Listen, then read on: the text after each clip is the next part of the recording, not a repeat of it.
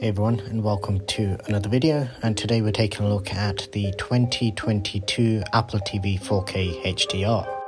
So this isn't my first Apple TV. I've been running these in my home theatre or home media setup for quite a while now. I think the original one that I actually purchased was the 3rd gen, so I think it was the first 4K Apple TV. I may have even had one of the HD Apple TVs as well.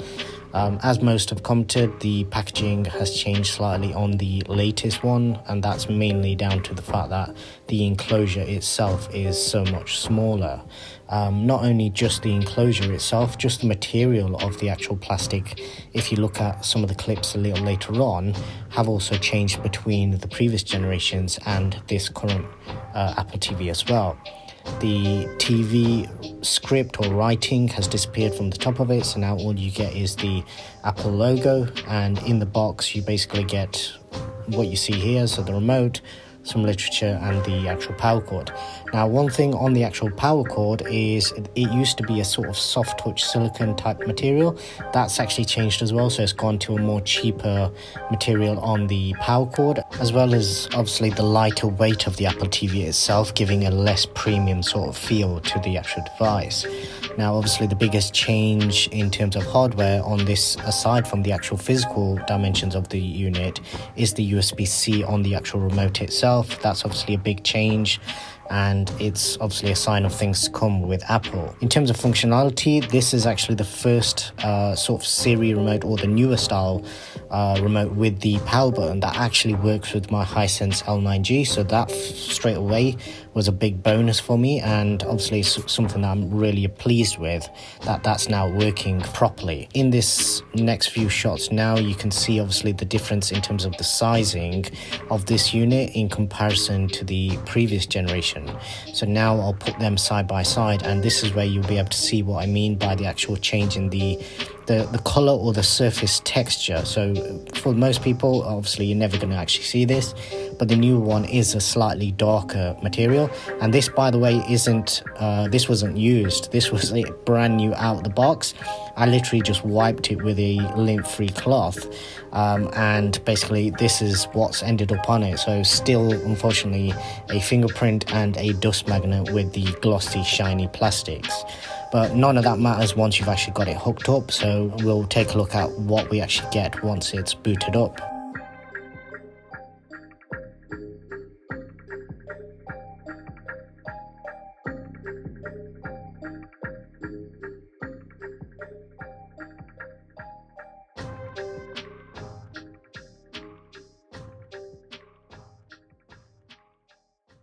Okay, so taking a look at what's actually different. So in terms of hardware-wise, the main thing that I noticed straight away was just how much snappier everything is. Now, I've used quite a lot of the previous generation Apple TV, so I'm used to how well this sort of interface actually runs, how well this operating system actually works, because of how minimalist it actually is. Now, the one thing that I did notice straight away was just how much snappier this is. So it's mainly when you're actually switching between various different apps, and it just retains a lot more in memory. It will load things a lot faster, it'll close apps faster, and you don't have that sort of hanging sometimes that you would get with certain apps that you wanted to kill, where when you went back into it, it would still be open. So if we just come into settings and we come down to video settings, at the moment obviously I've got it set in SDR. Now if I switch this to HDR, so if we just switch it over to 4K HDR, there's something I want to actually show you which previously never worked. So because I've already chosen this, as you can see, the sort of picture, the white balance has changed quite a bit, and I believe that is, if we come into video and we come right down to the bottom, and under color balance, you'll be able to see that it's currently showing as balanced. So if we view the results, so this is a sort of calibration which is probably going to be blown out completely on the actual camera screen, but essentially I'm hoping you should be able to tell a bit of a difference. So this is unbalanced, this is the original sort of image, and then this is with it balanced. So as you can see, it just changes the white balance slightly. Yeah, the reason I'm making a point of actually showing you that is because I don't know why or how that actually worked, because previously that wasn't a functionality that would actually work through a sort of ultra short throw or short throw projector because of how it actually projects. So I'll try and show you on this. So on SDR, I've not actually been able to get this to work. So as you can see, the color temperature, everything looks completely different because obviously SDR's sort of ceiling is much lower. So it can actually tone map the image a lot easier than it can with HDR. So if we just come out of the actual resolution, you can see obviously I've got it set to 444 chroma, but if we come down to color balance now, essentially this is what it does. So it brings up a little menu and it asks you to basically move the phone close to the actual projector. So this is what you would get, and you would say continue. And now what it wants you to do is basically place the phone in that area. Now, the problem is, because this image is essentially getting projected up, you can't actually do this because as soon as you turn it around, you're effectively blocking the image. So I'm not sure how or why that worked the very first time I tried it. I basically did it as soon as I'd set up the Apple TV. And it worked on HDR. I've never been able to get it to work on SDR, and I don't obviously want to reset the HDR because of that.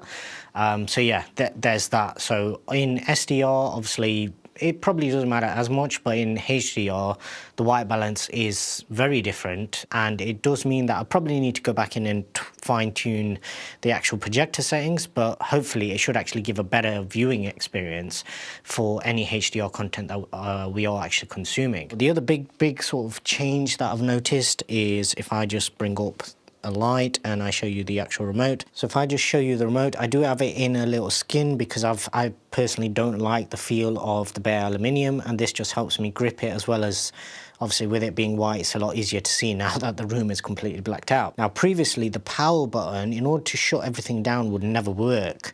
So I'll just actually showcase it now. So if I just kill that light and if I hold the power button, you'll notice that everything actually turns off as it should do. So for context, with this particular projector, I've not been able to find any normal remote that will actually switch that off. Normally you would have to switch off all of your external devices separately and then switch that off with its own remote, or use the app. So you can either use the power button or you can just press TV, and then as soon as you hit the TV button, you'll notice that the Apple TV starts blinking. Well, the Apple TV turns on, the projector will start blinking, and everything has booted up. So whilst I still make use of a universal remote just to be able to change picture modes, right now I don't actually need to. I can actually do everything directly from the actual Apple TV remote itself.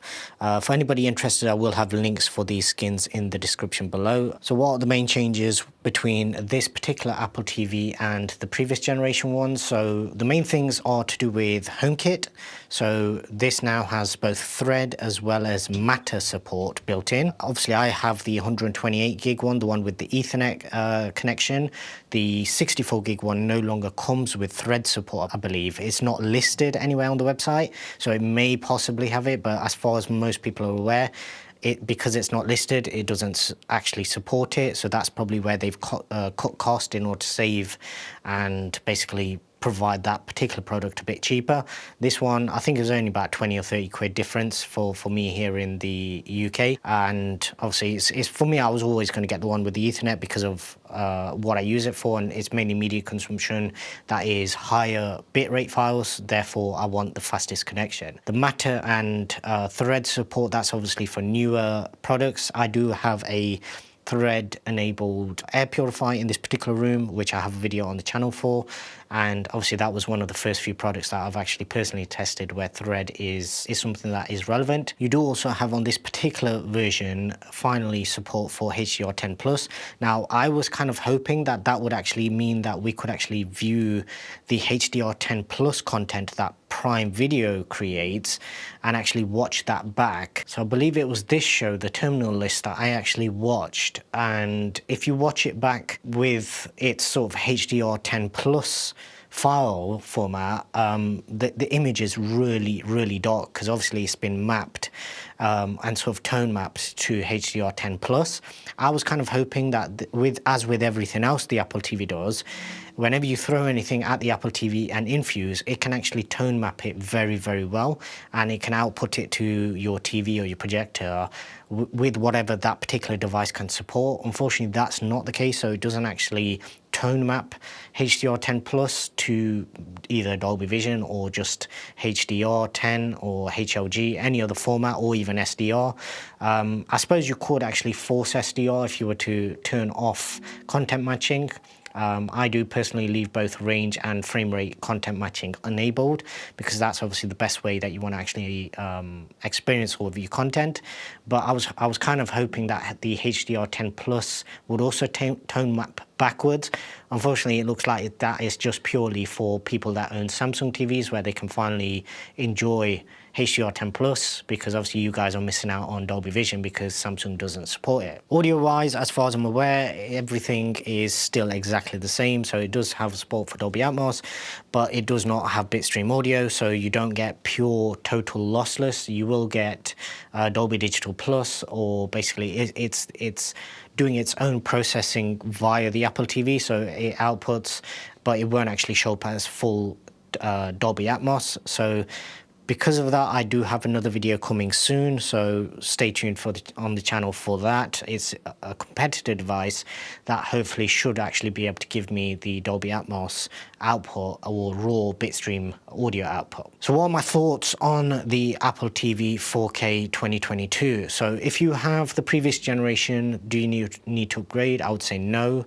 Unless you can sell your previous devices, which is probably what I'm going to end up doing with at least one of mine, then there's no reason for you to upgrade. I did also get asked the question why I even bothered to do this, and the main reason was I use Infuse, and basically I just have sort of movie rips, TV show rips and things like that, and the problem I was finding was that a lot of the album art and everything would have to keep getting reloaded, not necessarily on the one that was in this room, but in the other room, just because it was running out of actual memory. It was filling up, and because I like to make use of all of the screensavers, and I like to download I've basically got it set to daily, so I'll download as many of these screensavers as I possibly could.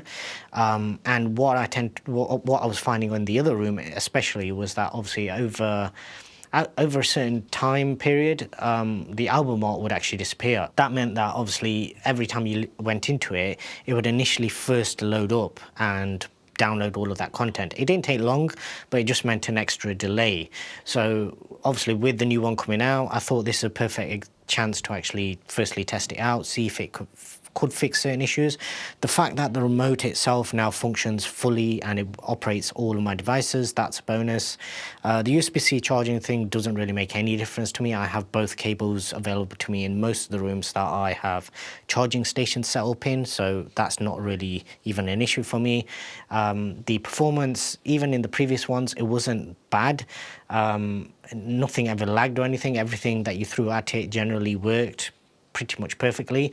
One thing that I have noticed is that there's probably still a few apps that aren't actually optimized for the new hardware, because I found that appletv had never previously crashed for me.